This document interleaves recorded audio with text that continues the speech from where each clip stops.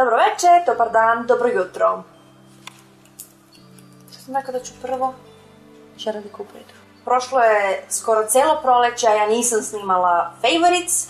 I evo nas sad na kraju maja meseca, verovali ili ne, a ja ću snimati za mart, april i maj. Napravila sam mali normalno izbor onoga što mi je bilo najomiljenije. Puno je bilo toga, mnogo sitnica koje nisu bitne i nisu interesantne za ovakav vlog video. Ali ću da izdvojim dve kreme, ni manje ni više nego dve. Čera di Cupra, čuvena krema i Professional Cream Crystal Derma. Ova je za ruke, ova je za lice. Za Čera di Cupra su svi čuli, pošto je to čuvena krema, ali ja sam je tek skoro otkrila na svojoj koži. Padaju mi stvari. Još smo u kozmetičkoj sekciji, prelazimo na parfeme. Bulgari i moj cotton mask koji se može nazvati moj signature perfume. I onda se u martu pojavio u DM prodavnicama i ja sam ga našla odmah, valjda čim se pojavio. Nedelju dana kasnije mi jedna devojka poslala poruku da li ja znam da to sad ima u Beogradu se kupi. Ja rekao da baš sam kupila pre nedelju dana. Tako da su to dva parfema koje me čine srećnom toko ovog proleća i Bulgari, pošto je malo teži parfem, verovatno neću moći da nosim tokom leta, ali ovaj da. Od šminke imam da izdvojim samo jednu stvar, a to je ovaj mat Carmen od Aure, broj 610 ili ti 610, koji je savršen, sad ga imam na sebi, sad ne znam koliko se to vidi od reflektora, ali nijansa je ona prava da odgovara i za dan i za noć, dovoljno je svetlo da može da prođe preko dana, dovoljno je tamno da izgledate uveče elegantno, tako da, em što je postojan, em što meni super odgovara za moju boju tena, tako da to preporučujem. Ko ima Beoten?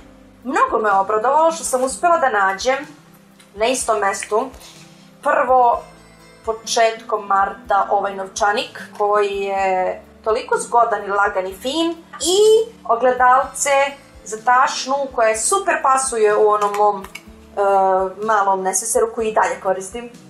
Sad je već 4,5 godine da ovo čudo koristim.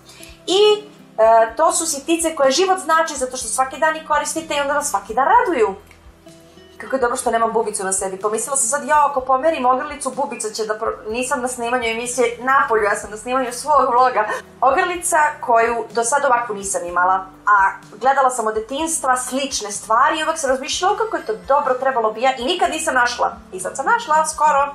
Tako da imam ovu divnu ogrlicu sa cvetićima i biserima i ove minđuše, one su mi sveže, 10 dana tek imam, ali ja već znam da ću ja to da nosim stalno. Celo leto sigurno, pošto su baš letnje, prolećno letnje. I minđuše koje sam dobila od Anite iz Beča, njih ću da pokažem kao fotografiju.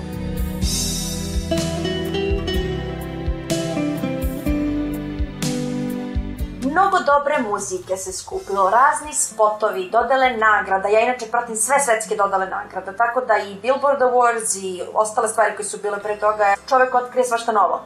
Tako da, kad se pojavio i kad je bila premijera Taylor Swift spota Style, to me potpuno oduševilo, sad ima ovaj novi spot, ratnički, koji je super, fantastično napravljen, ali to nije meni za moj sentiment i za moju dušu, ali njen spot style je fantastičan, tako da to ako neko slučajno nije video, molim vas pogledajte,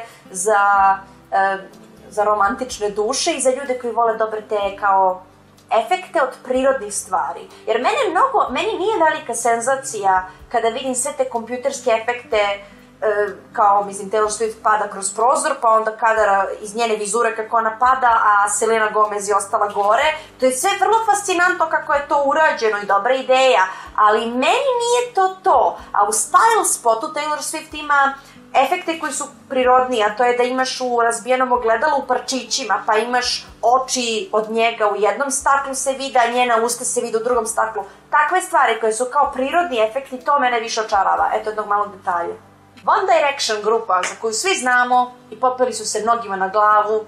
Ja sam tek pre nekoliko meseci počela da osluškujem njihovu muziku. Pre toga me stvarno nije ni interesovalo. Ali neka pesma, ne znam koja se tačno pojavila, možda Night Changes, možda ta pesma, po aranžmanu i svemu me je zainteresovala. Rekao da je da pogledam malo o čemu se tu radi tačno. Te ja otkrih njihove albume. Na svakom od tih albumima bar 1 do 2 pesme da mi se sviđa, ali ovaj poslednji, onaj 4, izdvojila bih nekoliko pesama, ali nema ništa specijalno da kažem, osim... Being held by you. Baby, look what you've done to me.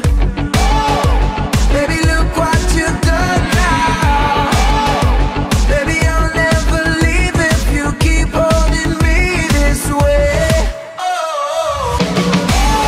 Najveći filmski utisak na mene ostavio film Like Sunday, Like Rain. Pisala sam na mom Facebooku i mislim i na Tumblru da sam napisala post o tome. To je bio jedan od onih kišnih dana gde je pljuštala kiša i gde je grmelo i sevalo satima. Osim divnog filma, sadržaja, glumaca i svega, muzika je perfektna.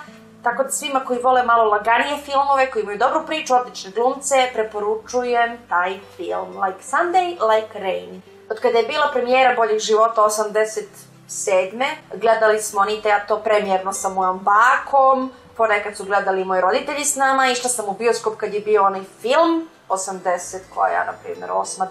9. U svakom slučaju, mene ta serija kroz život ceo prati, tako da nije čudno što ja ovako izgledam. Ali 10 godina sa mojim mužem ja sam razmišljala i pričala kako šteta što nije gledao i šteta što nisi gledao Bolji život. Sada da kad pričam o ovome mogu bi da razumeš, pa kad ja kažem da je neki kadar kao iz Boljeg života ili da me neko kao glumac ili neka osoba posjeća da je nekog iz Boljeg života. Ali od marta meseca ja sam njega lepo, vrlo brzo nagovorila da on to gleda sa mnom. Vrlo je lepo kada mogu da posle 10 godina podelim sa svojim mužem tako nešto što je meni značajno. Tako da i to vrlo bilo bitno tokom ovog proleća. Sva snimanja vlogova sa Anitom su protekla kroz smeh i kroz razne još doskočice i stvari koje se dešavaju između koje onda ne mogu da baš uđu u finiš vloga, ali meni za uvek u mojoj uspomeni. Tako da svi ti kad smo snimali Marilyn vlog i onaj 90s tag i muzički kviz, to je stvarno obeležilo ovo proleće i nismo imale vremena da više od toga snimamo zbog svega, zbog posla, zbog celog života i ona je putovala u Beč, ali jedva čekam sledeće snimanje, što znam da će da bude super i već imamo isplanirano što ćemo da radimo. To bi bilo to što se tiče ovog Favorites vloga. Svima koji su pisali jedno 50 puta od poslednjeg do ovog i pitali baš za to kad ću da radim Favorites i eto, nisam u martu, aprilu, evo sad smo na kraju maja, želim svima srećno leto, nemam pojma kad ću ovo sledeći put da snimam. Pozdrav svima. That was awful. That was awful! Imam. Mrzim sve početke i krajeve vlogova, zato što se vrlo osjećam neprijatno, tako da ja završavam sad s tim to, da je meni vrlo neprijatno. Okej. Bye.